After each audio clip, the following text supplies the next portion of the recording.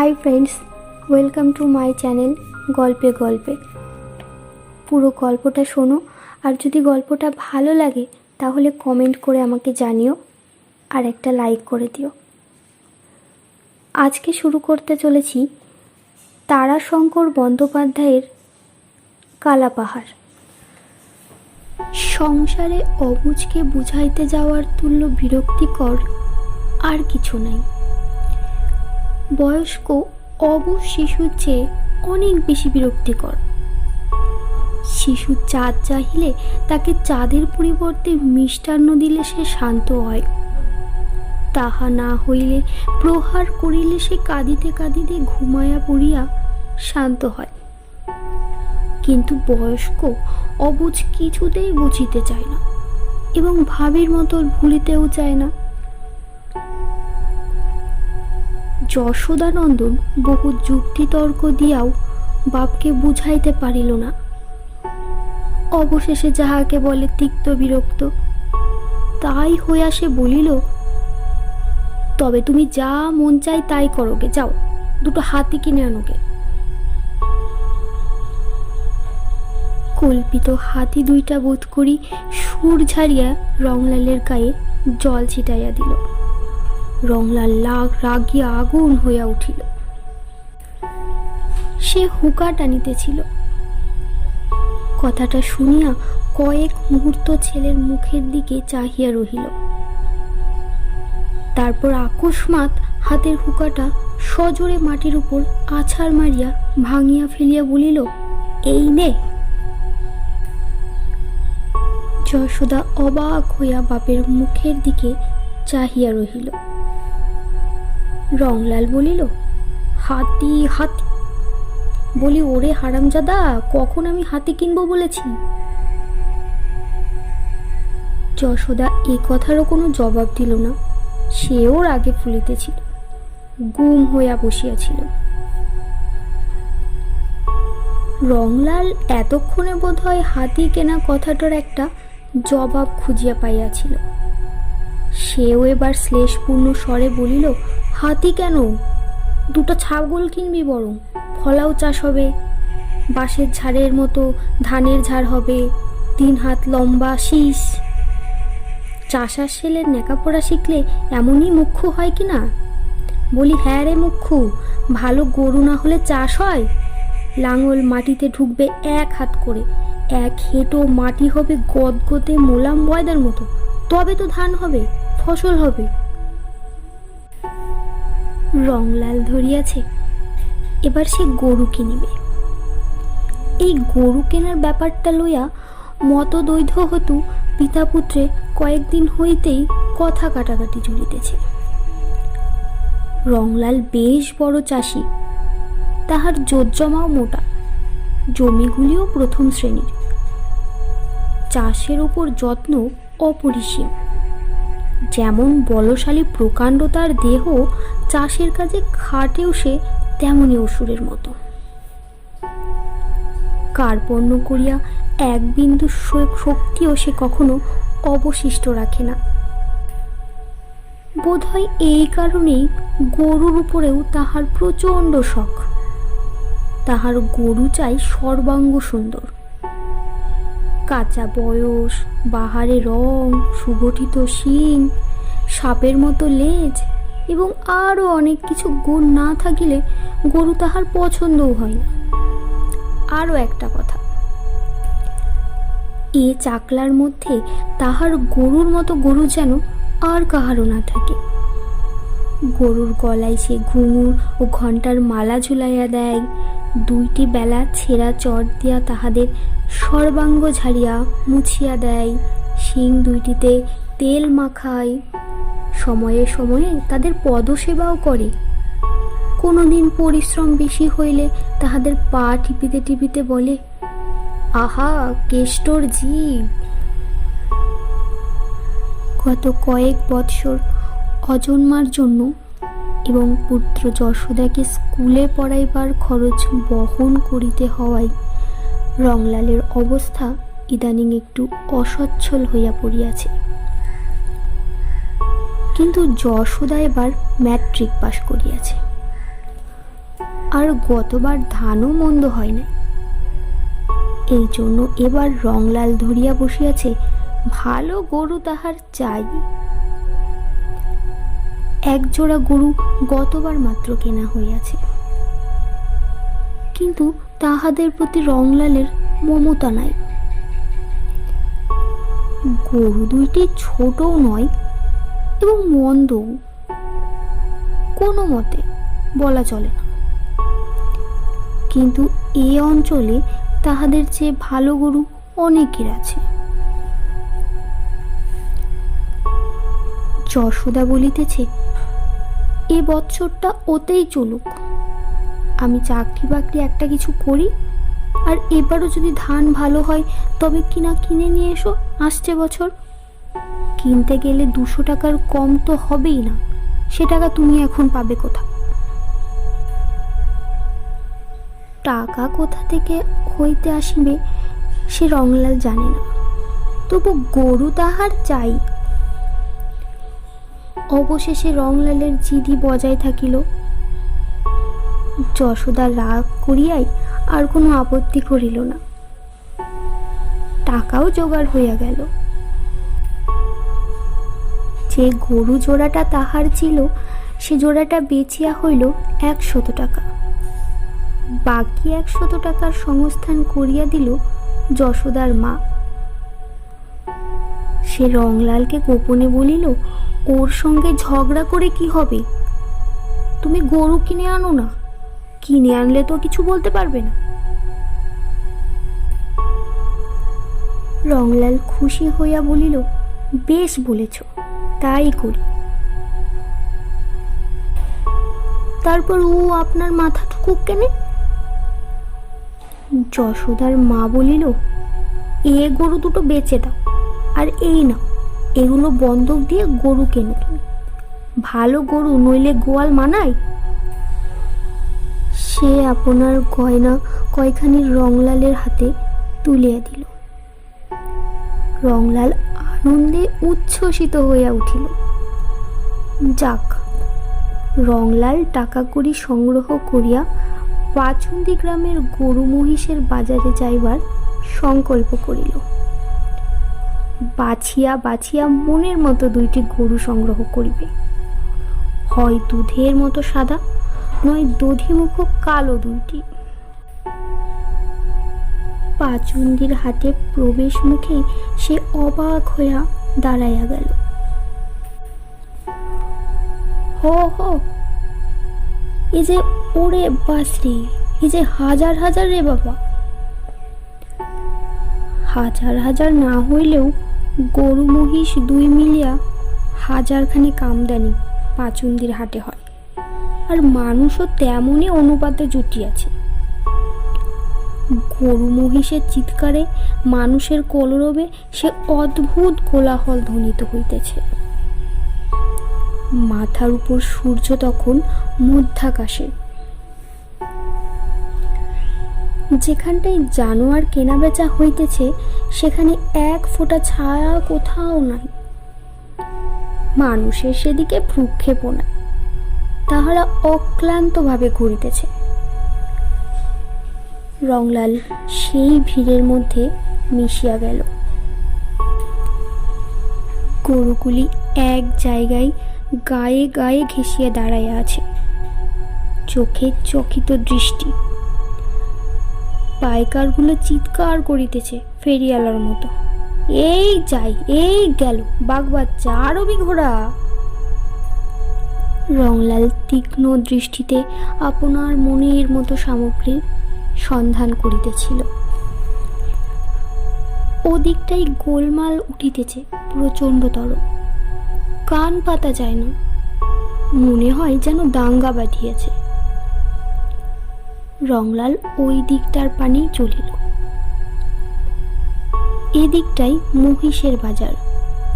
কালো কালো দুর্দান্ত জানোয়ারগুলোকে অবিরাম ছুটাইয়া লইয়া বেড়াইতেছে। পাইকারদের দল চিৎকার করিয়া বড় বড় বাঁশের লাঠি দিয়া অবিশ্রান্ত পিটিতেছে, আর জানোয়ারগুলো ছুটিয়া বেড়াইতেছে জ্ঞান শূন্যের মতো। কতকগুলো একটা পুকুরের জলে পড়িয়া আছে। নেহাত কচি বাচ্চা হইতে বুড়া মহিষ পর্যন্ত বিক্রয়ের জন্য আনিয়াছে। কতকগুলার গায়ের চামড়া উঠিয়া গিয়া রাঙা ঘা থকথক করিতেছে। আরো একটু দূরে আম গাছ ঘেরা একটা পুকুরের পাড়ে লোকের ভিড়। রংলাল সেখানে কি আছে দেখিবার জন্য চলিল। একটা পাইকার মহিষ তাড়াইয়া আনিতেছিল।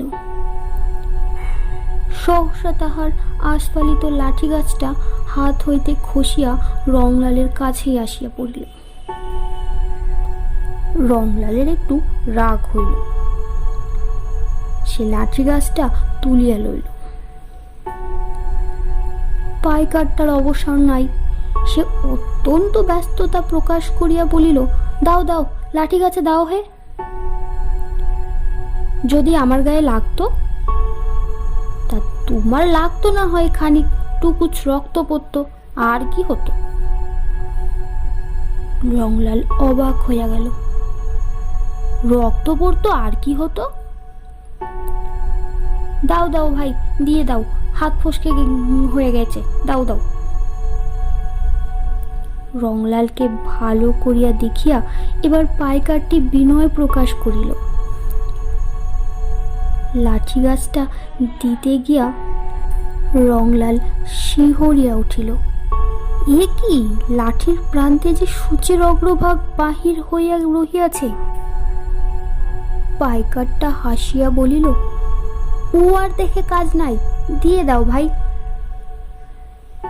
রংলাল বেশ করিয়া দেখিল, সূচের অগ্রভাগই বটে, একটা নয়, দুই তিনটা। হঠাৎ একটা শোনা কথা তাহার মনে পড়িয়া গেল। পাইকারেরা লাঠির ডগায় সূচ বসাইয়া রাখে। ওই সূচের খোঁচা খাইয়াই মহিষগুলো এমন জ্ঞান শূন্যের মতো ছুটিয়া বেড়ায়। উফ! সে একটা দীর্ঘ নিঃশ্বাস ফেলিল। পাইকারটা বলিল, কি কিনবে কি কর্তা?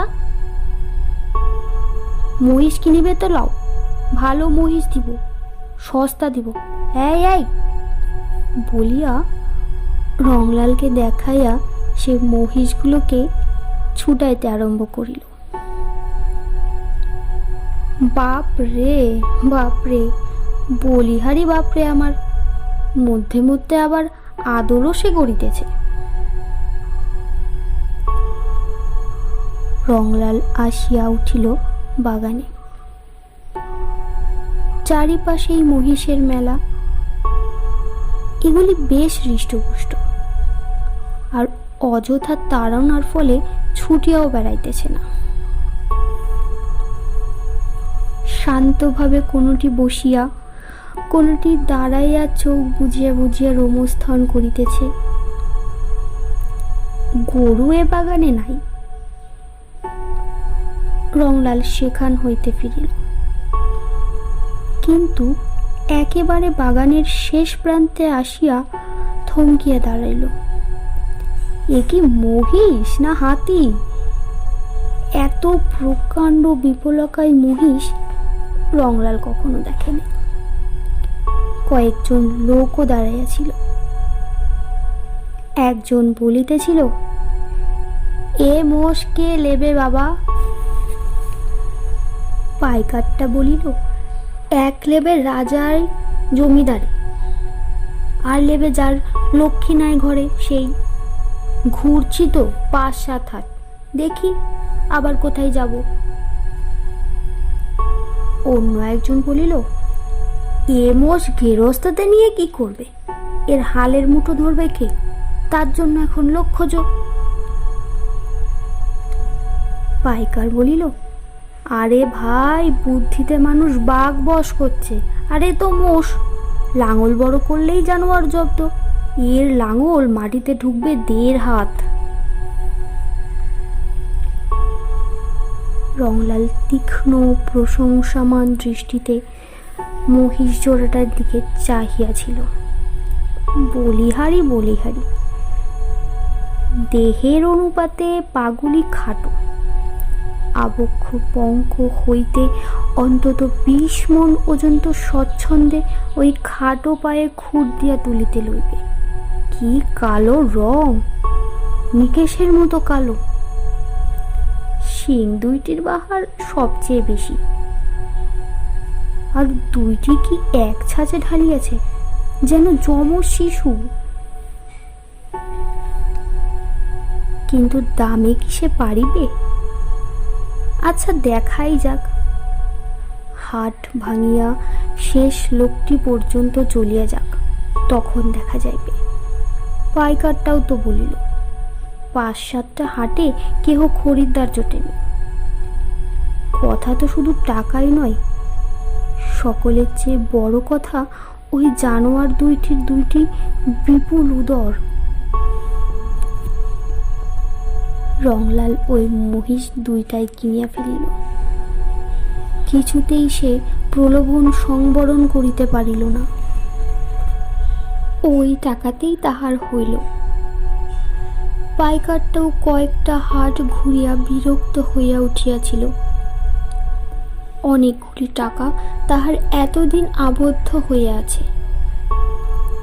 সে যখন দেখিল সত্যই রংলালের আর সম্বল নাই, তখন 198 টাকাতেই মহিষ দুইটি রংলালকে দিয়া দিল।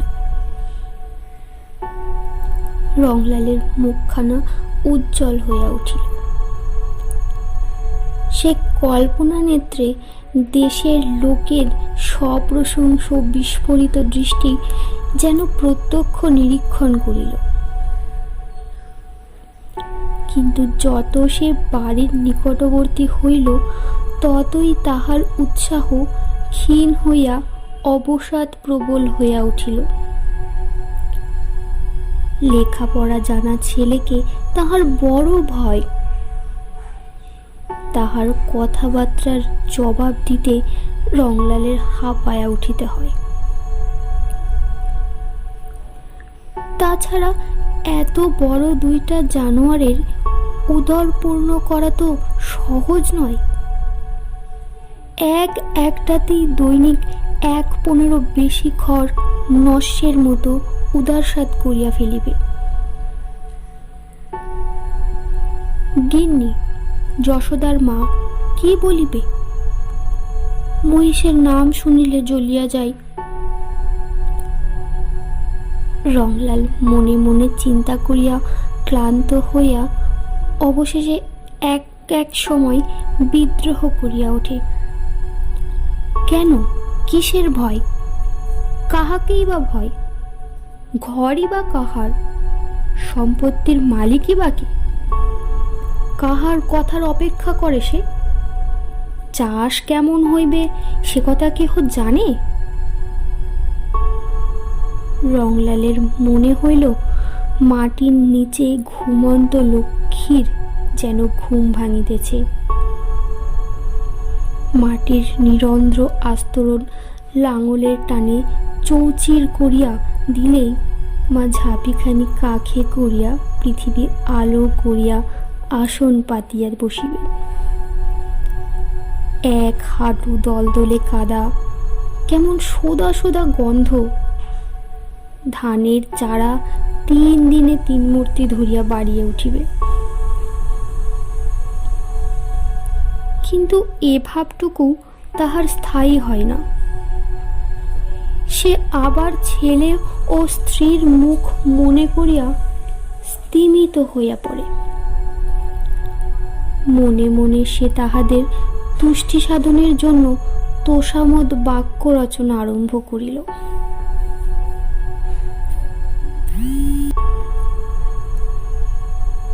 বাড়িতে আসিয়াই সে যশোদাকে হাসিতে হাসিতে বলিল, হাতি 1 জোড়া কিনলাম, তোর কথাই থাকলো। যশোদা মনে করিল, বাবা বোধহয় প্রকাণ্ড উঁচু 1 জোড়া বলদ কিনিয়াছে।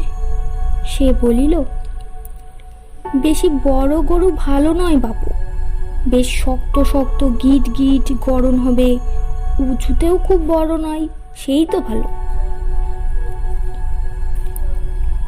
এক মুখ হাসিয়া রংলাল বলিল, গরুই কিনি নাই আমি, মোষ কিনিলাম। যশোদা সবিস্ময়ে বলিল, মোষ? হ্যাঁ। যশোদার মাও বলিল, মোষ কিনলে তুমি? হ্যাঁ। আর এমন করে হেসো না বাপু তুমি, আমার গা জ্বলে যাচ্ছে। যশোদার মা ঝংকার দিয়া উঠিল। আহা, আগে তাই চোখেই একবার দেখো, দেখেই যা হয় বলো। লাও লাও, জলের ঘটি লাও, হলুদ লাও, তেল লাও, সিঁদুর লাও, চলো দুগ্গা বলে ঘরে ঢুকাও তো। দেখিয়া শুনিয়া যশোদার মুখ আরো ভারী হইয়া উঠিল। সে বলিল, নাও এইবার চালের খড় গোছাও, টেনে নিয়ে দিও শেষে। ও কি সোজা পেট? এক একটির কুম্ভকর্ণের মতো খোরাক চাই, যুগিও কোথা থেকে জোগাবে? যশোদার মা অবাক হইয়া মহিষ দুইটাকে দেখিতেছিল। হোক ভয়ঙ্কর, তবু একটা রূপ আছে যাহার আকর্ষণে মানুষকে চাহিয়া দেখিতে হয়। মহিষ দুইটা ঈষৎ মাথা নামাইয়া তির্যক ভঙ্গিতে সকলকে চাহিয়া দেখিতেছিল। চোখের কালো অংশের নিচে রক্তাভ সাদা ক্ষেত্র খানিকটা বাহির হইয়া পড়িয়াছে। ভীষণ রূপের উপযুক্ত দৃষ্টি। রংলাল বলিল, দাও পায়ে জল দাও। বাবা রে, ওদের কাছে আমি যেতে পারবো না। না না না, এসো তুমি, কাছে এসো, কোনো ভয় নাই, চলে এসো তুমি, ভারী ঠান্ডা। যশোদার মা অত্যন্ত ভয়ে ভয়ে আগাইয়া আসে। মহিষ দুইটি ফোঁস করিয়া নিঃশ্বাস ফেলিয়া কিছু বোধ করে বলিতে চাহে। রংলাল বলিল, এই খবরদার, মা হয় তোদের, ফ্যান দেবে, ভাত দেবে, ভুসি দেবে, বাড়ির গিন্নি, চিনে রাখ। তবু যশোদার মা সরিয়া আসিয়া বলিল, না বাপু, এই তেল সিঁদুর হলুদ তুমি দিয়ে দাও, ও আমি পারবো না, যে কালা পাহাড়ের মতো চেহারা। রংলাল বলিয়া উঠিল, বেশ বলেছ, একটার নাম থাকুক কালা পাহাড়, এইটাই বেশি মোটা, এইটাই হলো কালা পাহাড়। আর এইটার নাম কি হবে বলো দেখি? একটু চিন্তা করিয়াই সে আবার বলিল, আর একটার নাম কুম্ভকর্ণ। যশোদা বলেছে, বেশ বলেছে। যশোদার মাও খুশি হইয়া উঠিল, কিন্তু যশোদা খুশি হইল না। রংলাল বিরক্ত হইয়া বলিল, গোমরা মুখ আমি দেখতে লারি, সে গরুই হোক আর গোসাই হোক। রংলাল কালা পাহাড়ের পিঠে চড়িয়া কুম্ভকর্ণকে তাড়া দিতে দিতে তাহাদের নদীর ধারে চড়াইতে লইয়া যায় সকলে, ফেলে বেড়া তিনটি। শুধু যে এটা খড় বাঁচাইবার জন্যই সে করে তা নয়, এটা তাহাকে নেশার মতো পাইয়া বসিয়াছে। বাড়ির সমস্ত লোক ইহার জন্য বিরক্ত, এমনকি যশোদার মা পর্যন্ত বিরক্ত হইয়া উঠিয়াছে। রংলাল হাসিয়া বলে, এবার খড় কত টাকার বেচি তা দেখো, খড় বেচেই এবার একখানা গয়না হবে তোমার। যশোদার মা বলে, গয়নার জন্য আমার ঘুম হয় না, না তোমাকে দিনরাত আগুনের ছাকা দিই বলো তো তুমি? যশোদা বলে, যাবে কোন দিন সাপের কামড়ে কিংবা বাঘের পেটে? সত্য কথা, নদীর ধারে সাপের উপদ্রব খুব, এবং বাঘও মাঝে মাঝে দু একটা ছটকায় আসিয়া পড়ে। রংলাল সেসব গ্রাহ্যই করে না। সে নদীর ধারে গিয়া একটা গাছতলায় গামছা বিছাইয়া শুইয়া পড়ে। মহিষ দুইটা ঘাস খাইয়া বেড়ায়। উহারা দূরে গিয়া পড়িলে সে মুখে এক বিচিত্র শব্দ করে, আহ আহ, অবিকল মহিষের ডাক। দূর হইতে সে শব্দ শুনিয়া কালাপাহাড় ও কুম্ভকর্ণ ঘাস খাওয়া ছাড়িয়া মুখ উঁচু করিয়া শোনে। তারপর উহারাও ওই আহ আহ শব্দে সাড়া দিতে দিতে দ্রুত বেগে হেলিয়া দুলিয়া চলিয়া আসে। কখনো কখনো বা আবার ছুটিতে আরম্ভ করে। রংলালের কাছে আসিয়া তাহারা মুখের দিকে চাহিয়া দাঁড়ায়, যেন প্রশ্ন করে, ডাকিতেছ কেন? রংলাল দুইটার গালেই দুই হাতে একটা করিয়া চর বসাইয়া দিয়া বলে, পেটে তোদের আগুন লাগুক, খেতে খেতে কি বেলাত চলে যাবি নাকি? এই কাছে পিঠে চড়ে খা। মহিষ দুইটা আর যায় না। তাহারা সেখানেই শুইয়া পড়িয়া চোখ বুজিয়া রোমস্থন করে। কখনো বা নদীর জলে আকণ্ঠ ডুবিয়া বসিয়া থেকে রংলাল ডাকিলে জলসিক্ত গায়ে উঠিয়া আসে। মাঠে যখন সে লাঙল চালায় তখন প্রকাণ্ড বড় লাঙলখানা সজোরে মাটির বুকে চাপিয়া ধরে। কালাপাহাড় ও কুম্ভকর্ণ অবলীলাক্রমে টানিয়া চলে। প্রকাণ্ড বড় বড় মাটির চাই দুই ধারে উল্টায়া পড়ে। এক হাতেরও উপর গভীর তলদেশ উন্মুক্ত হইয়া যায়। প্রকাণ্ড বড় গাড়িটাই একতলা ঘরের সমান উঁচু করিয়া ধানের বোঝা চাপাইয়া দেয়। লোকে সবিস্ময়ে দেখে, রংলাল হাসে। মধ্যে মধ্যে কালাপাহাড় ও কুম্ভকর্ণকে লইয়া বিষম বিপদ বাঁধিয়া ওঠে। একদিন তাহাদের মধ্যে যে কি মনান্তর ঘটে, উহারা দুইটা যুদ্ধমান অসুরের মতো সামনাসামনি দাঁড়াইয়া ক্রোধে ফুলিতে থাকে। মাথা নিচু করিয়া আপন আমন শিং উদ্যত করিয়া সম্মুখের দুই পা মাটিতে ঠুকিতে আরম্ভ করে। তারপরই যুদ্ধ আরম্ভ হইয়া যায়। এক রংলাল ছাড়া সে সময় আর কেহ তাদের মধ্যে যাইতে সাহস করে না। রংলাল প্রকাণ্ড একগাছা বাঁশের লাঠি হাতে নির্ভয়ে উহাদের মধ্যে পড়িয়া দুর্দান্তভাবে দুটোকে পিটাইতে আরম্ভ করে। প্রহারের ভয়ে দুইটা সরিয়া দাঁড়ায়।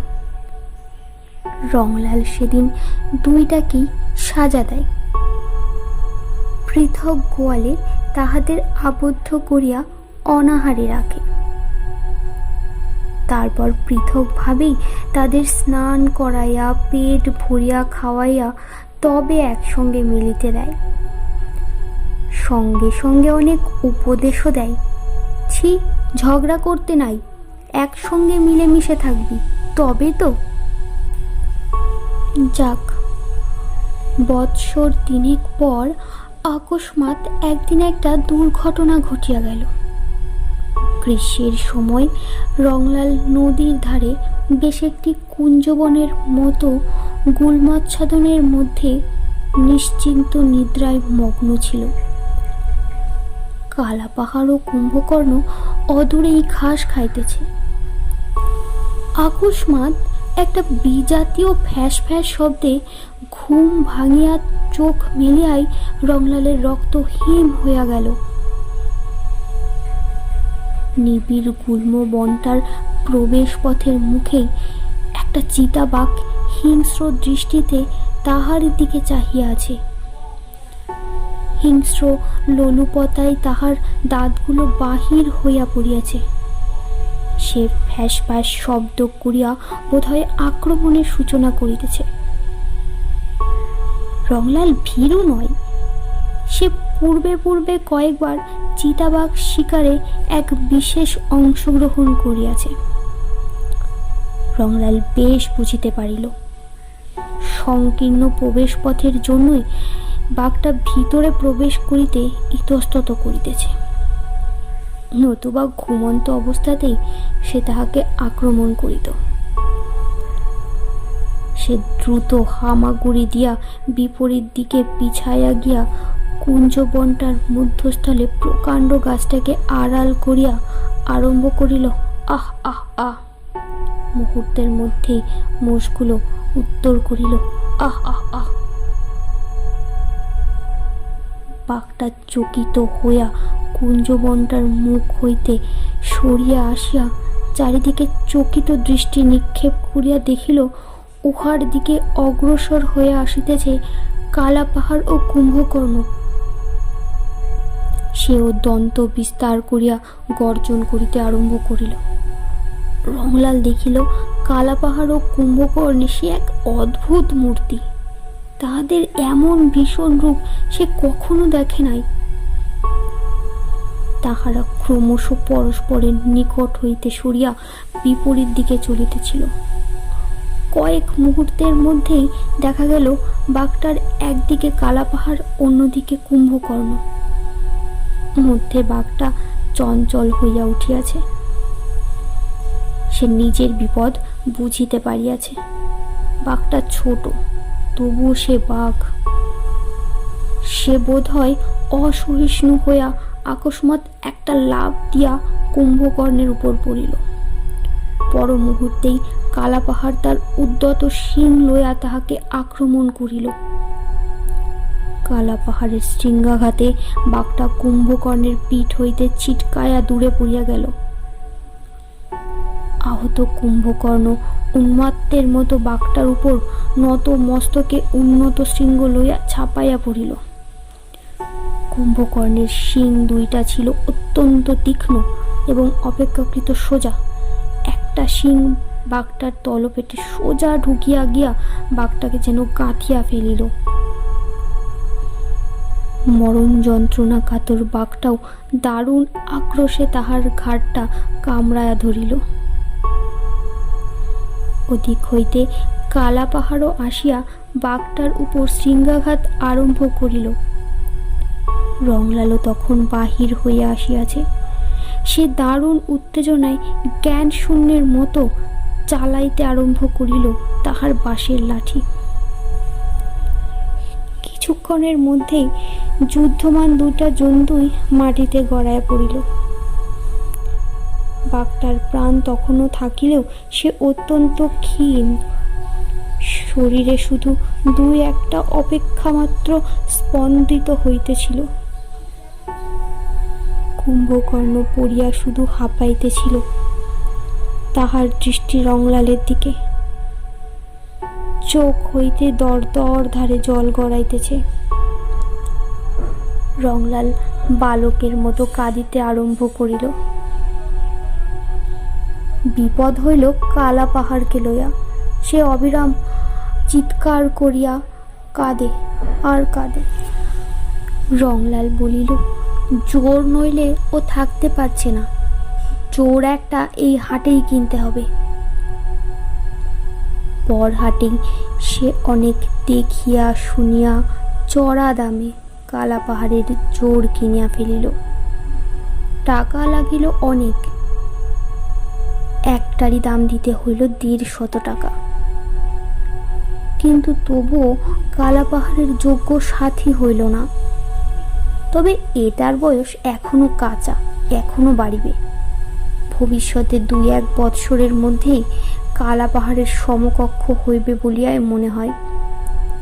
এই তো সবে 4খানি দাঁত উঠিয়াছে। কালাপাহাড় কিন্তু তাকে দেখিবা মাত্র ক্রুদ্ধ হইয়া উঠিল।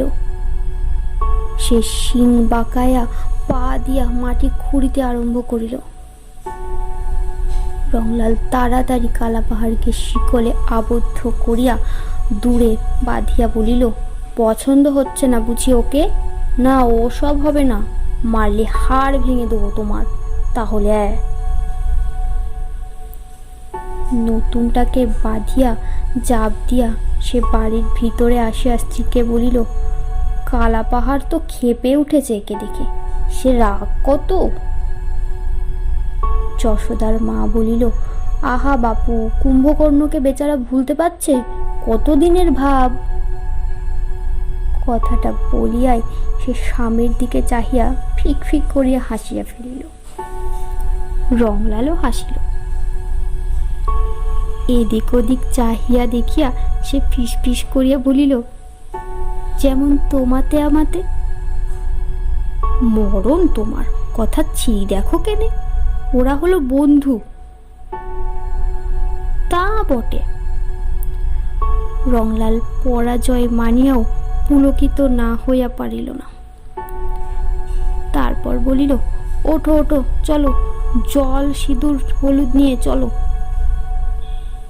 ঠিক এই সময়েই বাড়ির রাখালটা ছুটিয়া আসিয়া বলিল, ওগো মোড়ল মশাই, শিগগির এসো গো, কালাপাহাড় নতুনটাকে মেরে ফেললে। সে কি রে, শেকল দিয়ে বেঁধে এলাম যে। রংলাল ছুটিয়া বাহির হইয়া গেল। রাখালটাও পিছনে পিছনে আসিতে আসিতে বলিল, গোজ উপড়ে ফেলেছে মশাই, আর যা গাংড়াচ্ছে, এতক্ষণ হয়তো মেরেই ফেলবে। রংলাল আসিয়া দেখিল রাখালটার কথা এক বিন্দুও অতিরঞ্জিত নয়। শিকল সমেত খুঁটিটাকে উপড়ায়া সে আবদ্ধ নতুন মহিষটাকে দুর্দান্ত ক্রোধে আক্রমণ করিয়া প্রহার করিতেছে। নতুনটা একে কালাপাহাড়ের অপেক্ষা দুর্বল এবং এখনো তাহার বাল্য বয়স উত্তীর্ণ হয় নাই। তাহার উপর আবদ্ধ অবস্থায় একান্ত অসহায়ের মতো পড়িয়া গিয়া সে শুধু কাতর আর্তনাদ করিতেছে। রংলাল লাঠি মারিতে আরম্ভ করিল, কিন্তু তবু কালাপাহাড়ের গ্রাহ্য নাই। সে নির্মম ভাবে নবাগতকে আঘাত করিতেছিল।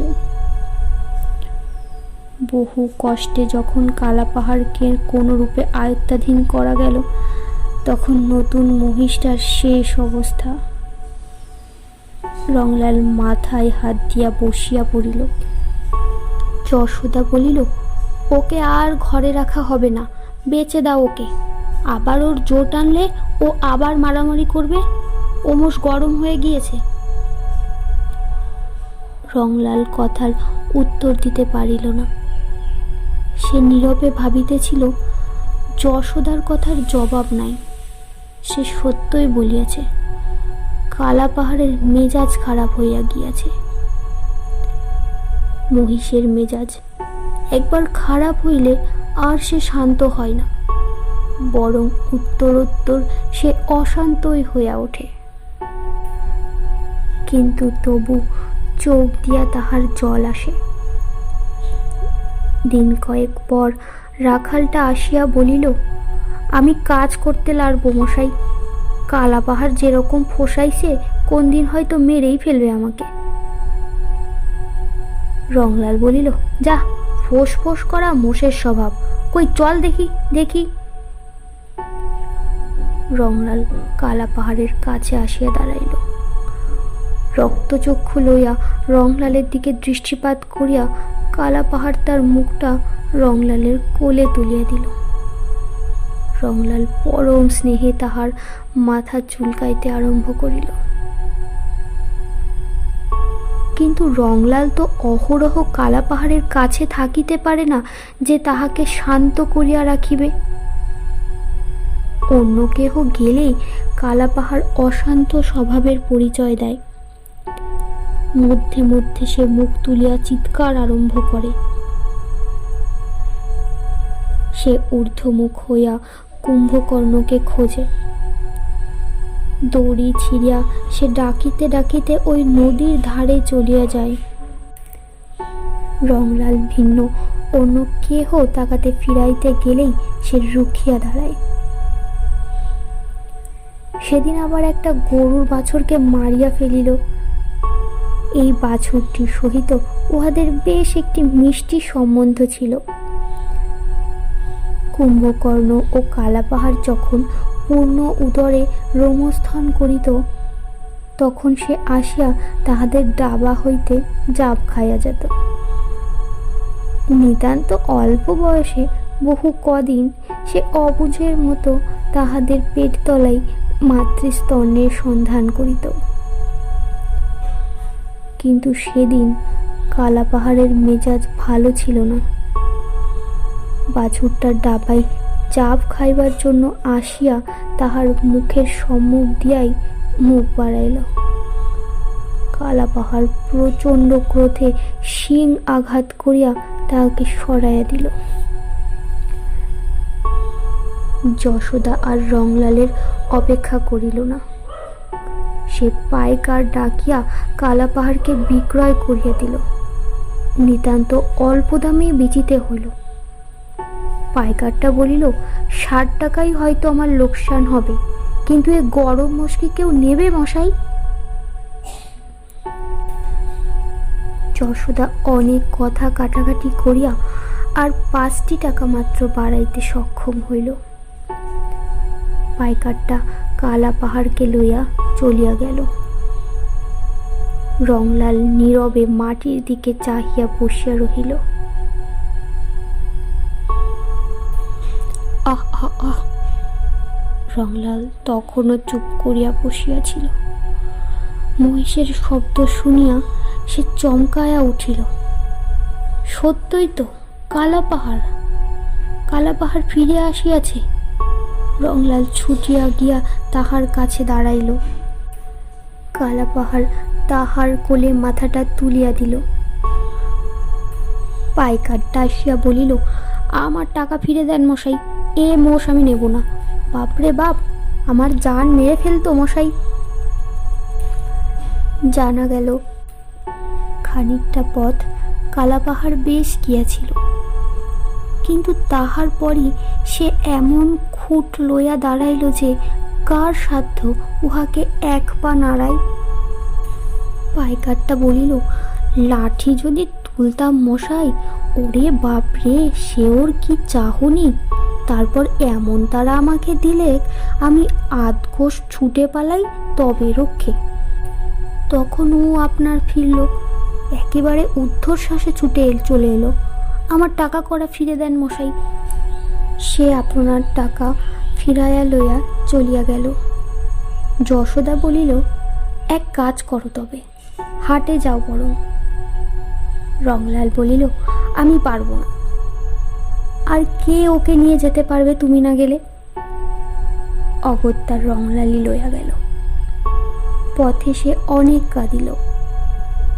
এই হাট হইতে কালাপাহাড়কে কিনিয়াছিল, কিন্তু ফিরিল সে হাসিতে হাসিতে। কালাপাহাড়কে কেহ কেনে নাই। ওই পাইকারটা সেখানে এমন দুর্নাম রটাইয়াছে যে কেহ তাহার কাজ দিয়াও আসে নাই।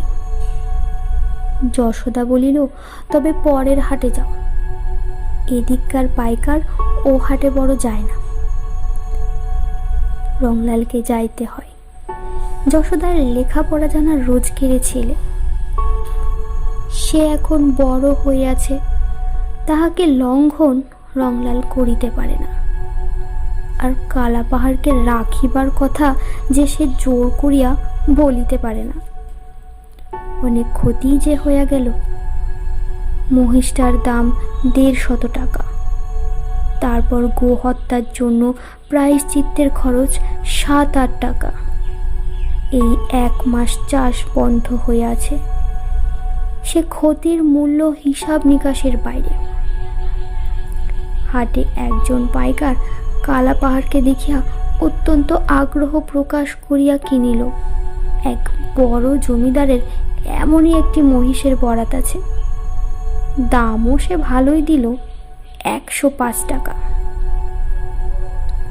রংলাল বলিল, এই দেখো ভাই, মোষটা আমার ভারী গা ঘেঁষা, এখন এইখানে কেমন বাধা আছে, থাক, আমি চলে যাই, তারপরে তোমরা নিয়ে যাও, নইলে হয়তো চেঁচাবে, দুষ্টুমি করবে। তাহার চোখ দিয়া জল পড়িতেছিল। পাইকারটা হাসিয়া বলিল, তা বেশ, থাকুক এখানে, তুমি যাও। রংলাল তাড়াতাড়ি পা চালাইয়া একেবারে শহর স্টেশনে ট্রেনে চাপিয়া বসিল। হাঁটিয়া ফিরিবার মতো শক্তি তাহার ছিল না। কিছুক্ষণ পরই পাইকার কালাপাহাড়ের দড়ি ধরিয়া টান দিল। কালাপাহাড় তাহার দিকা চাহিয়া চকিত হইয়া চারিদিকে চাহিতে চাহিতে চিৎকার করিতে লাগিল। সে রংলালকে খুঁজিতেছিল, কিন্তু কই, সে কই? পাইকারটা লাঠি দিয়া মৃদু আঘাত করিয়া তাড়া দিল, চল চল। কালাপাহাড় আবারও ডাকিল। সে খুঁট পাতিয়া দাঁড়াইল, যাইবে না। পাইকারটা আবার তাহাকে আঘাত করিল। কালাপাহাড় পাগলের মতো চারিদিকে রংলালকে খুঁজিতেছিল। কই, সে কই? নাই, সে তো নাই। কালাপাহাড় দুর্দান্ত টানে পাইকারের হাত হইতে আপন গলার দড়ি ছিনিয়া লইয়া ছুটিল। এই পথ দিয়া তাহারা আসিয়াছে। ঊর্ধ্বমুখে সে ছুটিতেছিল আর প্রাণপণে ডাকিতেছিল। পাইকারটা কয়েকজনকে জুটায় লইয়া কালাপাহাড়ের পথ অবরোধ করিল, কিন্তু দুর্দান্ত কালাপাহাড় পিঠের উপর লাঠি বর্ষণ অগ্রাহ্য করিয়া সম্মুখের লোকটাকেই শিং দিয়া শূন্যে নিক্ষেপ করিয়া আপন পথ মুক্ত করিয়া লইয়া উন্মত্তের মতো ছুটিল। কিন্তু এ কি? এই সব যে তাহার সম্পূর্ণ অপরিচিত। শহরের রাস্তার দুই পাশে সারি সারি দোকান, এত জনতা। ওটা কি? একখানা ঘোড়ার গাড়ি আসিতেছিল। কালাপাহাড় ভয়ে একটা পাশের রাস্তা দিয়া ছুটিল। রাস্তার লোকজন হৈ হৈ করিতেছিল, কার মোষ, কার মোষ! কি অদ্ভুত আকার, বিকট শব্দ! একখানা মোটর কার আসিতেছে। কালাপাহাড়ের জ্ঞান লোপ পায়া গেল। তাহার মনশ্চক্ষে আপনার বাড়িখানি দেখিতেছিল আর রংলালকে তারস্বরে ডাকিতেছিল। সে একেবারে একখানা পানের দোকান চুরমার করিয়া দিয়া আবার বিপরীত দিকে ফিরিল। লোকজন প্রাণ ভয়ে ছুটিয়া পালাইতেছিল। কালাপাহাড়ও প্রাণ ভয়ে ছুটিতেছিল। দেখিতে দেখিতে দুইটা লোক জখম হইয়া গেল। কালাপাহাড় ছুটিতেছে আর রংলালকে ডাকিতেছে, কিন্তু এ কি? ঘুরিয়া ফিরিয়া সে কোথায় যাইতেছে? কোথায়, কত দূরে তাহার বাড়ি? আবার সেই বিকট শব্দ, সেই অপরিচিত জানোয়ার। এবার সে ক্রুদ্ধ বিক্রমে তাহার সহিত লড়িবার জন্য দাঁড়াইল। মোটরখানাও তাহারই সন্ধানে আসিয়াছে। পুলিশ সাহেবের মোটর। পাগলা মহিষের সংবাদ পৌঁছিয়া গিয়াছে। মোটরখানাও দাঁড়াইল। কালাপাহাড় প্রচণ্ড বিক্রমে অগ্রসর হইল, কিন্তু তাহার পূর্বেই ধ্বনিত হইল একটা কঠিন উচ্চ শব্দ। কালাপাহাড় কিছু বুঝিল না, কিন্তু অত্যন্ত কঠিন নিদারুণ যন্ত্রণা মুহূর্তের জন্য। তারপর সে টলিতে টলিতে মাটিতে লুটাইয়া পড়িল। সাহেব রিভলভারটা খাপে পুরিয়া সঙ্গের কনস্টেবলকে নামাইয়া বলিয়া দিলেন, ডোম লোগো কো বোলাও।